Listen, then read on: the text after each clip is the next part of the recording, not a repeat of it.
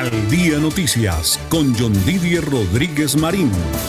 La información más importante del momento en Bogotá, Colombia y el mundo.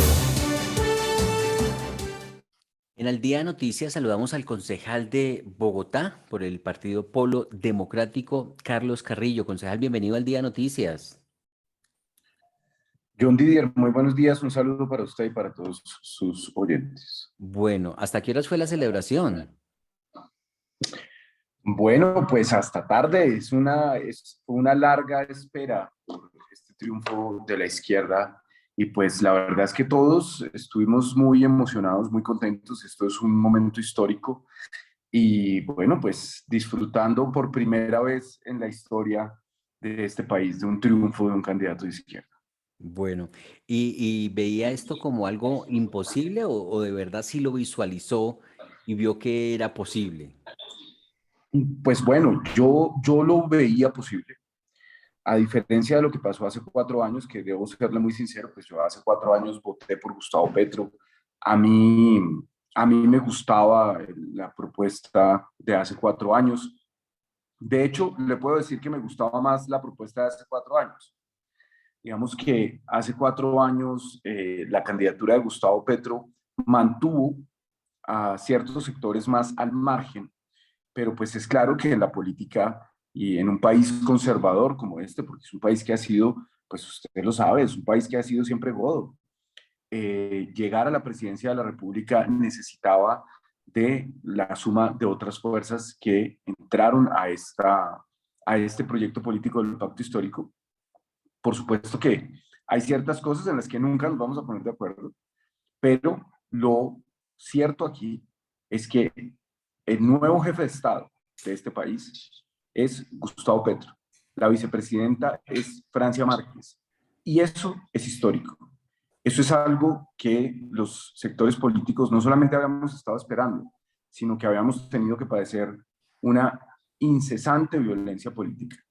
Aquí, pues, la magnitud de este triunfo, John Didier, tiene que ver con que para que esto se diera, en Colombia hubo décadas, por no decir que un siglo, de violencia política, de asesinatos, de huérfanos, de sufrimientos, de dolor, y eso se quedó atrás.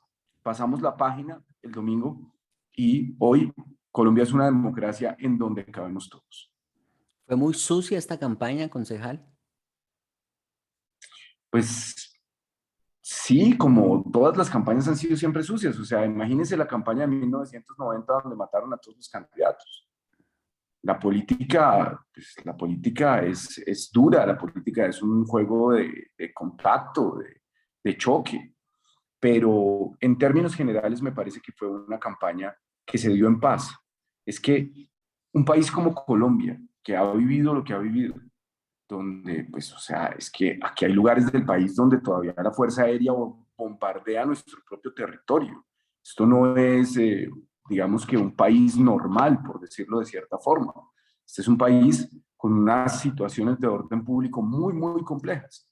Y el 19 de junio es un día en el que las elecciones se dieron en paz, en el que los bogotanos, los colombianos, salimos a las urnas, decidimos y ganó la democracia y ganó Petro y aquí ganaron todos. O sea, yo creo que incluso las personas que han dicho que se van a ir del país, que el dólar va a estar a 6.000, que bueno, ellos también ganaron, porque es que una democracia real es en la que cualquiera de los dos lados puede ganar. Y eso no se había dado en Colombia.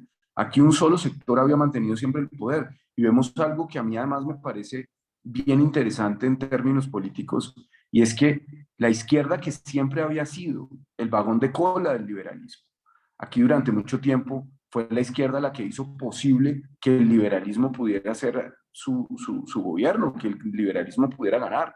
Hoy es ese liberalismo el que está acompañando a dos candidatos de izquierda, porque no solamente se trata de Gustavo Petro, que es una figura política pues, de una talla indiscutible, es del surgimiento de un nuevo liderazgo como es el de Francia Márquez, que pues parecería impensable hace muy pocos años.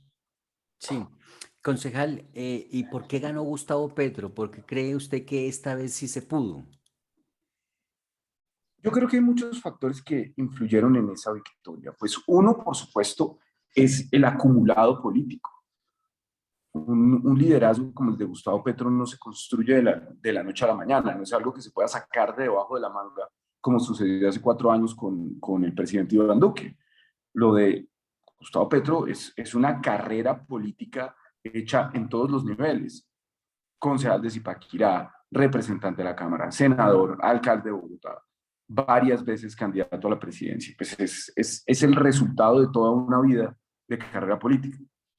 Pero hay otros factores que influyeron. Hay un hastío claro y generalizado de los colombianos con el modelo. Y el ascenso de una candidatura tan, pues en mi opinión, impresentable como era la del señor Rodolfo Hernández, pues también es una muestra de cuál es el hastío de los colombianos más allá de su ideología política, cuál es el hastío con la clase política.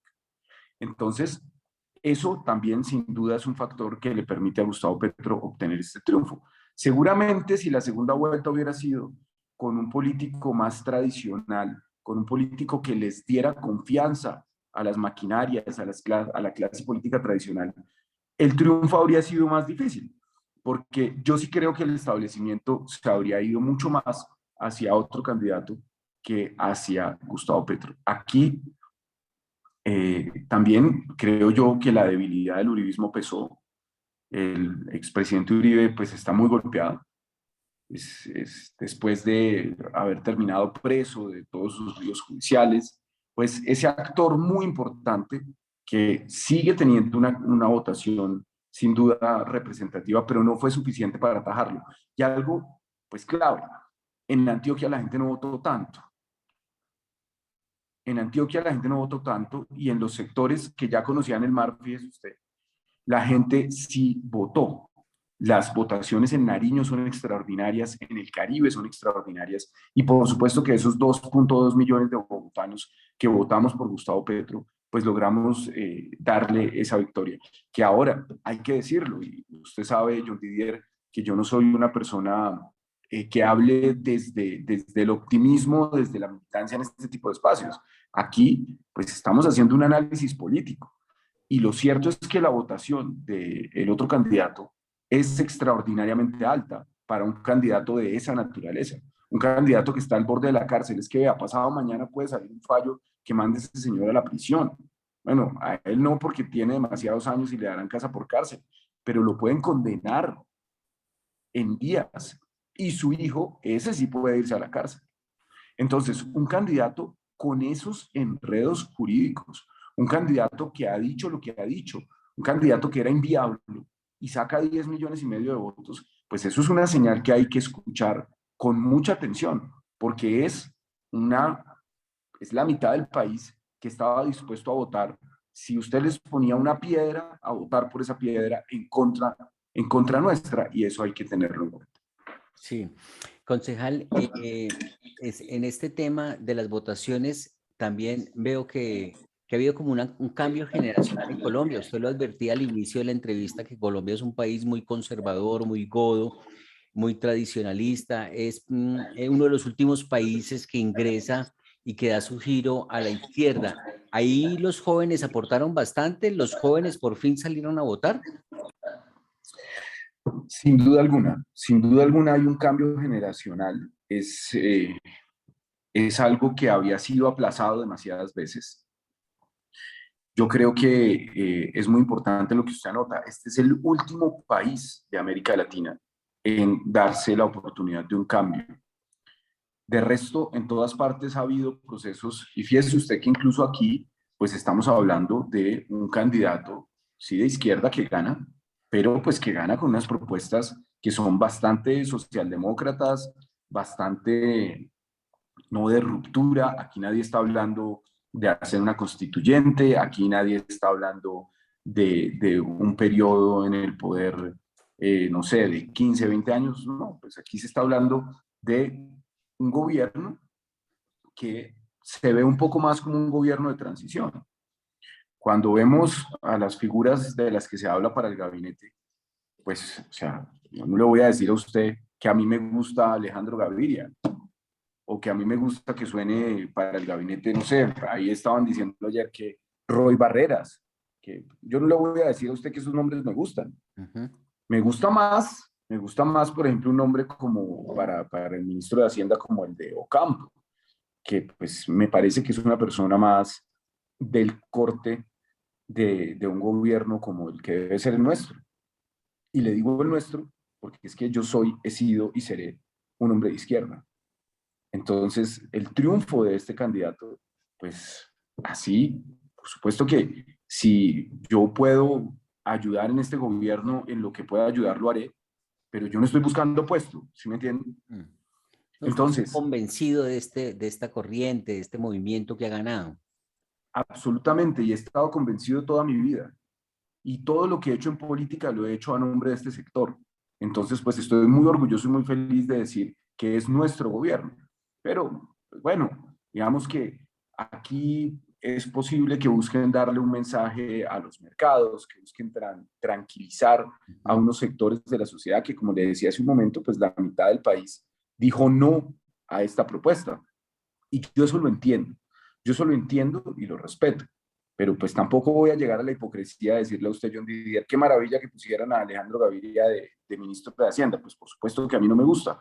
Pero, como le digo, es muy probable que este sea más un gobierno de transición. Y eso es importante. Los cambios hay que hacerlos, pero en una sociedad como esta, que le tiene tanto miedo a los cambios, pues lo más indicado probablemente es hacerlos con paciencia. Sí, concejal, ¿cómo cree usted que se logró quitar ese miedo y ese fantasma en muchos colombianos de que si se elegía a Petro nos volveríamos como Venezuela? Pues es que eso se caía de su peso. Yo creo que esa narrativa un poco caricaturesca de que elegir a cualquiera que no fuera Godo en Colombia era volvernos Venezuela. Pues es que además es que Venezuela es un caso excepcional en el mundo de fracaso de un proyecto político. Y no porque haya sido de izquierda o de derecha. El fracaso político de Venezuela tiene que ver con algo, y aquí quiero ser bastante claro para que no se me malinterprete. El gobierno de Venezuela ha sido, desde los días del comandante Chávez, que pues es una persona que yo respeto como actor político, fue gigantesco, cambió a Venezuela, logró el apoyo de las amplísimas mayorías de ese país, pero era un militar. Eso no se nos puede olvidar. Chávez era un militar y su régimen ha sido desde el comienzo un régimen de una naturaleza militar. A mí eso no me gusta. A mí no me gusta que los militares estén en el poder, ni en Colombia ni en ningún lado. Yo creo en los gobiernos civiles. Y además, pues lo que pasa en Venezuela es producto de una confrontación de naturaleza global. Es que lo que pasa en Venezuela no habría pasado sin la interferencia de los Estados Unidos, como sucede con el bloqueo a Cuba. O sea, aquí hay un fenómeno que no se va a dar en Colombia. No se va a dar.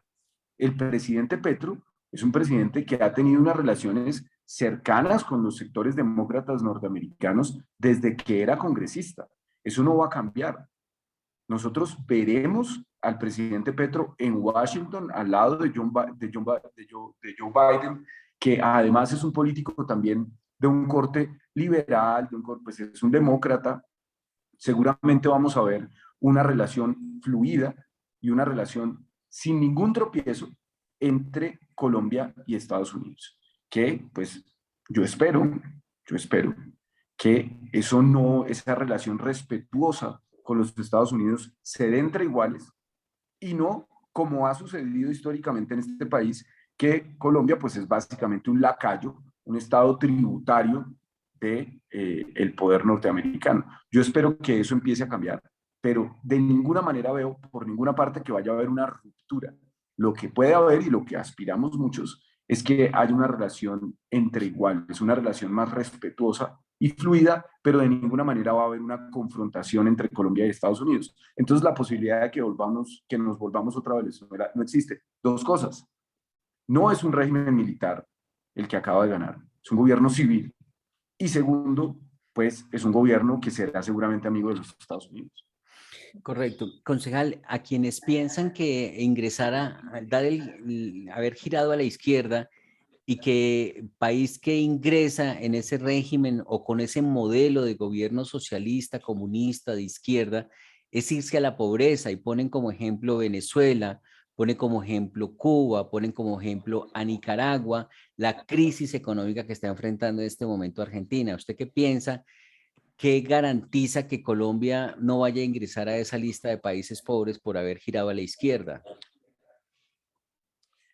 Pues yo no sé, John Didier, si esas personas que piensan eso no han ido a La Guajira, no han ido al Chocó, no han ido al Cauca, no han ido, no han pasado de, seguramente es que no han salido de las 72 en Bogotá.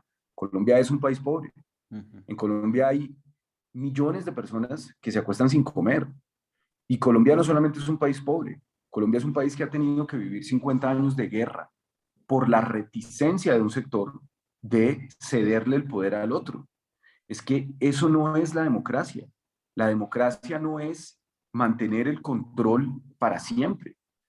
Yo entiendo que los proyectos políticos son de naturaleza hegemónica, eso nadie lo discute. Imagínense usted entonces el uribismo reunido allá en el Ubérrimo diciendo, no, pues no ganemos esta vez, dejemos que gane Petro porque es que ya ganamos mucho, eso nunca va a pasar.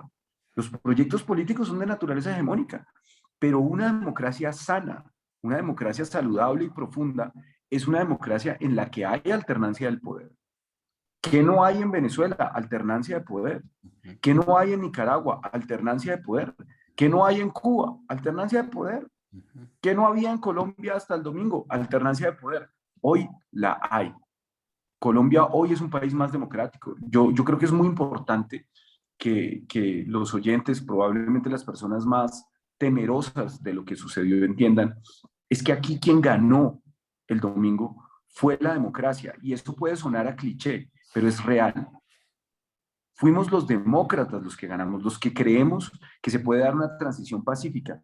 Después de 200 años de lucha, de guerras civiles, de muertos, de huérfanos, de sufrimiento, de dolor, el domingo el país le entregó el poder a la izquierda de manera pacífica. No pasó nada en estas elecciones. Ganamos de manera pacífica, se votó de manera pacífica, celebramos de manera pacífica y de manera pacífica se va a gobernar los 4 años, de eso no me cabe duda.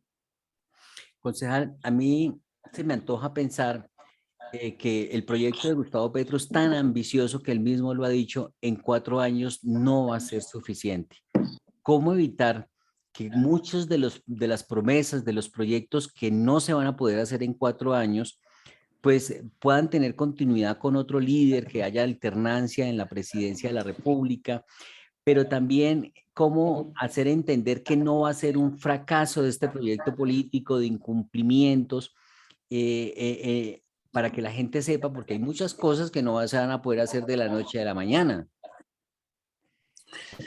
Pues vea, John Didier, gobernar es mucho más difícil que hacer oposición. Eso está clarísimo. Es mucho más difícil porque el desgaste que se sufre como político cuando se es gobierno es muchísimo más alto. Y aquí lo vamos a empezar a ver. Yo escuchaba hace unos minutos al señor Uribe Turbay, ya pues anunciando que obviamente, pues usted sabe, su discurso, una persona de derecha muy dura, va a hacerle la vida imposible a este gobierno. Eso está absolutamente claro. Y pues yo no creo que María Fernanda Cabal vaya a ser una oposición constructiva o que el señor Laforí y sus amigos vayan a hacer una oposición de alguna manera pues Reflexiva. moderada. No, eso nos van a dar hasta con el palo de la mezcla. Y bueno, eso es la política y aquí nadie le tiene miedo a ese tipo de oposición. Uno esperaría, por supuesto, pues que se comportaran de una manera democrática, a la altura, que respetaran cuál fue el proyecto que ganó en las urnas. Pero eso tampoco lo podemos esperar. Usted no le puede pedir peras al olmo. Entonces, ¿qué va a pasar aquí? Va a haber un desgaste, por supuesto, del gobierno. Y lo importante aquí no son los millones de votos que salieron el domingo. Aquí lo importante es cuál es el país que Gustavo Petro entrega en 4 años. En el 2026, el 7 de agosto del 2026, es donde vamos a ver si se hicieron las cosas bien o mal. Y es por eso que la historia va a juzgar a Gustavo Petro. Más que por el triunfo de hoy, que es importantísimo, que abre puertas, que derrumba miedos, pero es por el país que entregue por el que se le va a juzgar. Y entonces, ¿cuál es el país que va a entregar? Yo espero que sea un país más justo, un país más incluyente, un país donde las mujeres tengan el ejercicio de los plenos derechos de la ciudadanía que se les restringen, que se les han restringido. Esto creo que es un tema muy importante, avanzar hacia la equidad de género, hacia la paridad. Hay muchísimas cosas que se pueden hacer, que no se van a lograr hacer todas las cosas. Pues por supuesto que no se van a lograr hacer todas las cosas. Usted muy bien lo dice, en 4 años no se cambia un país. Imagínense, nosotros llevamos 200 años gobernados por un modelo excluyente, por un modelo mezquino, por un modelo que no le interesa desarrollar el territorio. Pues en 4 años no se puede hacer todo. En 4 años no se puede terminar la infraestructura que hace falta desde hace más de un siglo en todas las regiones del país. Eso no se puede hacer. Pero lo que sí se puede hacer es empezar a sembrar las bases de una política pública que convierta en este país en un país, John Didier, al menos normal. Al menos normal. En Colombia hay cosas que son abominables. Hay cosas que son inaceptables a estas alturas de la vida y que se han normalizado.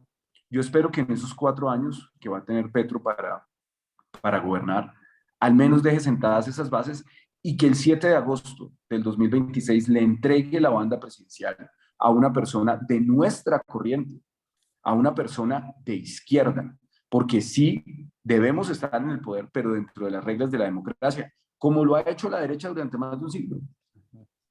Concejal, ¿ve posible que Gustavo Petro logre conformar mayorías en el Congreso? Porque para poder avanzar en esos cambios que él quiere hacer, debe contar con la aprobación de unos proyectos, mayorías en el Congreso, una coalición fuerte.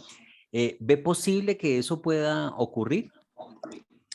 Sí, sí, John Didier, lo veo posible. La bancada del Pacto Histórico fue muy grande, fue muy importante, arrastrada, por supuesto, por el momento político de Gustavo Petro. Usted sabe, creo que todo el mundo sabe, escuchó que yo no estuve de acuerdo con las listas cerradas. A mí no me gusta eh, que haya unas listas cerradas y unas abiertas. Las listas cerradas tienen cosas buenas y tienen cosas malas.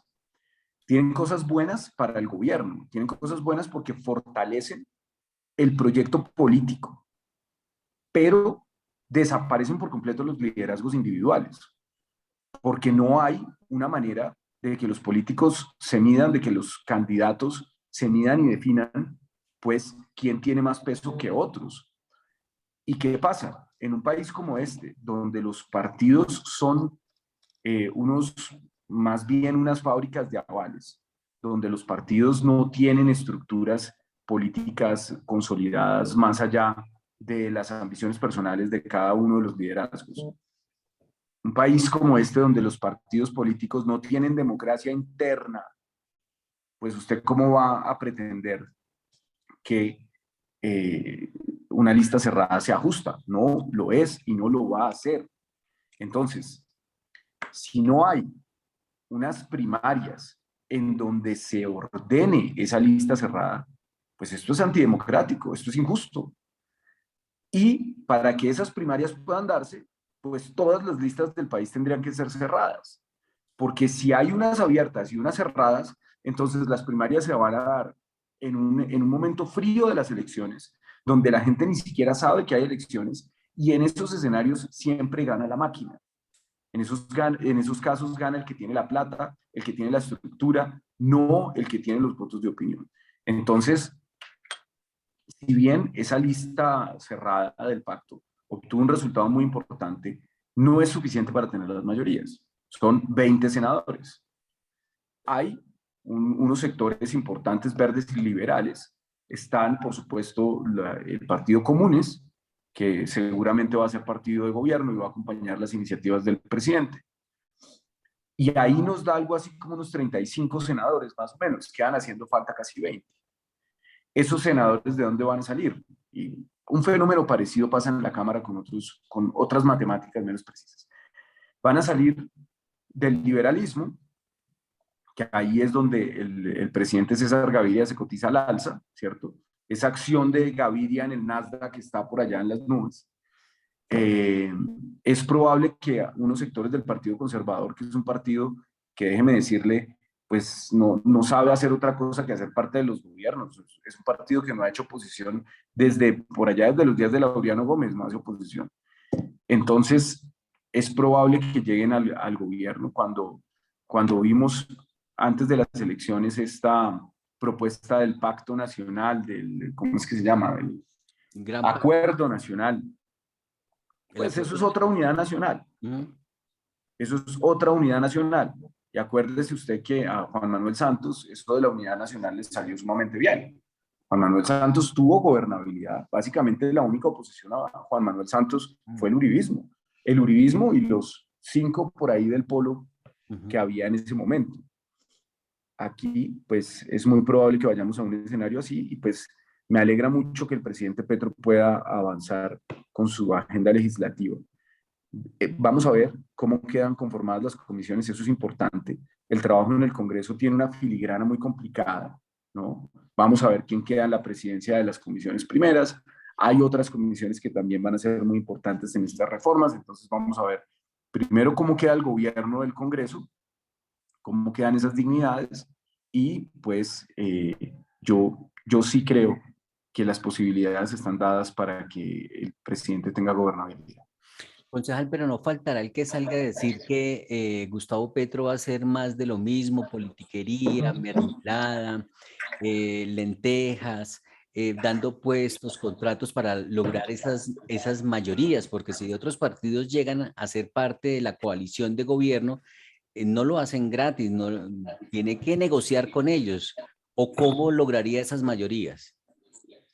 Pues vea, a mí me parece, yo no soy el operador político ahí. O sea, yo no soy, creo que además si me pusieran a mí a hacer negociaciones con otros políticos, pues todas esas negociaciones fallarían. Porque yo soy demasiado radical en mis posturas sobre ese tipo de acuerdos políticos. Pero yo soñaría con un gobierno que haga los acuerdos sobre la mesa. Un poco como sucede en los sistemas parlamentarios. Es que aquí el hiperpresidencialismo del sistema colombiano también, digamos que se brinda para que esos acuerdos no se hagan sobre la mesa. En Alemania, en los países nórdicos, está en la misma España, donde existen sistemas más presidencialistas, más parlamentarios. Un partido gana las elecciones, obtiene la mayoría en el Congreso y hace unos acuerdos con otros partidos sobre la mesa para gobernar. Es un gobierno de coalición, porque generalmente ningún partido llega solo. Entonces, pues por supuesto que esos actores políticos que se suman al gobierno, pues tratan de imponer una agenda propia, suya. Entonces, si nosotros vamos a gobernar con el Partido Conservador, por decirlo así, sí, pues el Partido Conservador será también un actor que está buscando mantener cierta continuidad de ciertas cosas. Exacto. Y si se necesita esa alianza, pues se necesita y se hace, así pero se hace sobre la mesa. Así funciona la política, ¿no? Así funciona la política, pero es que el problema es que en Colombia esas alianzas siempre se han hecho por debajo de la mesa. Entonces uno ve a unos personajes que, como pasa en el consejo con mis colegas, que salen y dicen y se echan el discurso y esto es una porquería y esto no, y esto no se puede, y esto no puede ser y nos vamos a volver como Venezuela y después llegan y ¡pin! Votan. Sí, pues porque es un voto comprado y eso es algo que no debe pasar. Sí. O sea, yo no estoy de acuerdo con la repartija de la mermelada. Yo no estoy de acuerdo con que le vayan a dar pues por allá al señor Yepes o qué sé yo del Partido Conservador la embajada en España o la embajada no sé dónde para que vote los proyectos. Yo no estoy de acuerdo con eso. Pero si bien es cierto que no podemos conseguir las mayorías, entonces hagamos un acuerdo que ese acuerdo nacional sea sobre la mesa. Y eso va a tener que implicar ceder en ciertos asuntos programáticos, ¿cierto? Ceder incluso, sí, en la conformación del gobierno. Porque quien entra a un gobierno, pues quiere ser parte de ese gobierno y gobernar. Y eso Pues eso no tiene ninguna cuestión siempre y cuando se haga con personas capaces, pero, y pues por supuesto con personas capaces y honestas, pero yo sería muy amigo de que esos acuerdos se hicieran sobre la mesa y no, pues como los hizo Juan Manuel Santos, que pues Juan Manuel Santos a lo que se dedicó fue a repartir mermelada. Sí, es decir, que si alguien va a apoyar la coalición de gobierno, tenga participación en el gobierno, bien sea con un ministerio o una entidad, que es normal, o que haya, o que se ceda en los programas, en las propuestas de gobierno, o que se incluyan algunas propuestas de quien llega a apoyar. De acuerdo, de acuerdo. Es que esa es la realidad. O sea, si no tenemos suficientes congresistas para aprobar las leyes, pues se necesita que otros sectores voten. ¿Y cómo se consigue ese voto? Pues convenciéndolos. ¿Y cómo se convencen? Pues cediendo en ciertas cosas y así y llegando a acuerdos políticos. Esa es la única forma. De otra manera, pues entonces estaríamos con un gobierno bloqueado que no va a poder hacer absolutamente nada, pero lo que yo sí creo es que por el bien, por el futuro de los proyectos progresistas, este no debe ser un gobierno más. Este no debe ser un gobierno más. Si bien puede ser un gobierno de transición, un gobierno que se modere en la cantidad de cambios que va a lograr, no puede ser un gobierno más que por el afán de aprobarlo todo, pues termine operando en las mismas lógicas. Y yo creo que eso no va a pasar, se lo digo. Yo, yo creo que Gustavo Petro no representa lo que representaba Juan Manuel Santos. Gustavo Petro no representa el pragmatismo político, no representa pues las alianzas con sectores cuestionados, no. Gustavo Petro representa otra cosa, representa la audacia en la política. Es una persona pues que ha sido capaz de tomar riesgos muy grandes, incluso poniendo en riesgo su propia vida para llegar hasta donde está, y pues no creo que llegue a gobernar pues como un manzanillo. Correcto. Concejal, los resultados de la segunda vuelta muestran un poco lo que va a pasar con la alcaldía en Bogotá. Ese es un tema muy interesante, John Didier, porque no, yo creo que no lo muestran. Bogotá, lo que muestran es que Bogotá es territorio liberado. Aquí sí hay democracia. En Bogotá puede ganar cualquiera. En Bogotá la democracia funciona quizás de la manera más saludable que ha funcionado en cualquier otra parte en Colombia. Y por eso ha habido alcaldes totalmente a contracorriente del gobierno nacional. Fíjese usted el fenómeno Mocus. A mí no me gusta Mocus, no me canso de decirlo. A mí no me gusta Mocus, no me gusta cómo lo utilizan políticamente, no me gustan sus políticas neoliberales, no me gusta su lenguaje eclesiástico, ¿cierto? Que lo disfrazan como de cura y le ponen una estola y entonces él reza y no sé qué. A mí eso no me gusta en lo absoluto. Nunca me ha gustado Mocus. No me gusta lo que hizo como alcalde y no me gusta lo que representa. Pero Mocus ganó solo, un fenómeno de opinión. La gente salió y votó por el que le mostró las nalgas a la Universidad Nacional, que además, no se nos olvide, ¿por qué le mostró las nalgas a la Universidad Nacional? Pues porque era un privatizador, porque era un rector muy mal recibido por los estudiantes, pues por sus políticas neoliberales, eso no se puede olvidar. Y ganó dos veces. Y Peñalosa, pues que es un desastre. Peñalosa que es un pésimo político, un tipo que no sabe hablar, un tipo que pues le mintió a la ciudad con sus títulos académicos, en fin, ganó dos veces. Y también ganó Petro. Y ganó Petro con una propuesta de izquierda. O sea, digamos que cuando Petro gana solo. Petro gana sin hacer mayores alianzas con otros sectores políticos en ese momento. Aquí va a haber una segunda vuelta. Es la primera vez que hay segunda vuelta en la alcaldía de Bogotá. Eso, pues, es un escenario que requiere de alianzas políticas, pero yo creo que la campaña va a ser muy interesante, porque también por el hecho de que haya segunda vuelta, hay unas candidaturas que van a durar más. Generalmente lo que pasa en la alcaldía de Bogotá es que aparecen unas precandidaturas que se decantan muy rápidamente y terminan yéndose al consejo. Eso siempre pasa. Entonces aparece, no sé, la señora anticorrupción de no sé qué. Sí, voy a ser alcaldesa de Bogotá. Y se baja y se va al consejo. Eso aquí no va a pasar, porque hay segunda vuelta. Entonces seguramente vamos a tener una primera vuelta donde lleguen un número significativo de candidatos y una segunda vuelta donde se consoliden esas alianzas.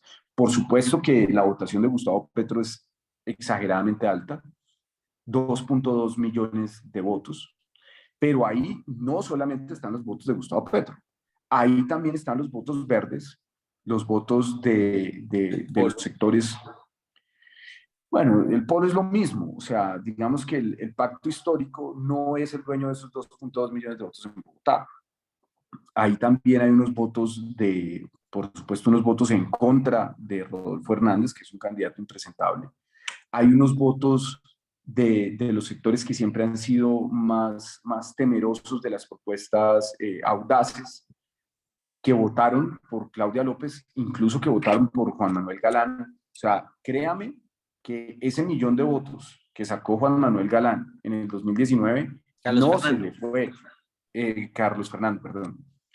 Carlos Fernando sacó 1.000.000 de votos en Bogotá. Y créame que ese 1.000.000 de votos no se fue a Rodolfo Hernández, tenga la absoluta seguridad. Eso no pasó. Entonces, el voto no es endosable, ¿no? Es muy de opinión. No es endosable.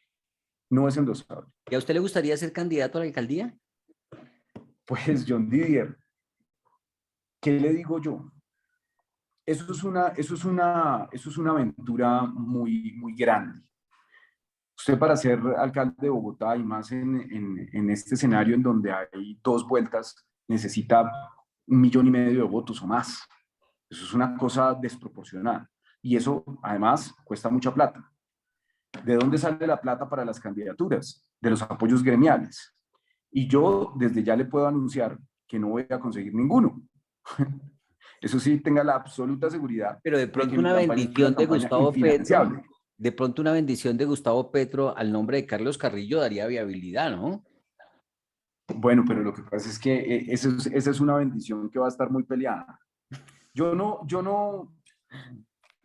Vea, yo he aprendido una cosa en estos años que llevo en el Consejo, y es que desde el Consejo usted lo único que puede hacer es oposición. No puede hacer absolutamente nada más. Ese cuento de que vamos a ser constructivos, no sé qué, de que vamos a cambiar, eso es carreta. Desde el Consejo no se hace nada. El Consejo lo único que tiene, el único poder que tiene el Consejo es el derecho de veto, de detener iniciativas que puedan hacerle daño a la ciudad. Y eso nunca pasa porque el alcalde, como usted lo mencionaba hace un momento, pues termina repartiendo la mermelada y armando la gobernabilidad y bloqueando cualquier posibilidad de que el Consejo se pronuncie. Sí. Entonces, ¿desde dónde se cambia la política pública? Desde el Poder Ejecutivo. Correcto. El único lugar donde se pueden establecer esos cambios es, sí, desde la alcaldía de Bogotá. Y pues bueno, vamos a ver cómo se dan las cosas. Yo no descarto hacer una precandidatura, pero pues por ahora celebrar el triunfo de Gustavo Petro. Perfecto. Carlos Carrillo, concejal de Bogotá, muy amable, con Al Día Noticias. Que pase muy buen día. Muchas gracias, John Didier. Mucho gusto de estar en este espacio.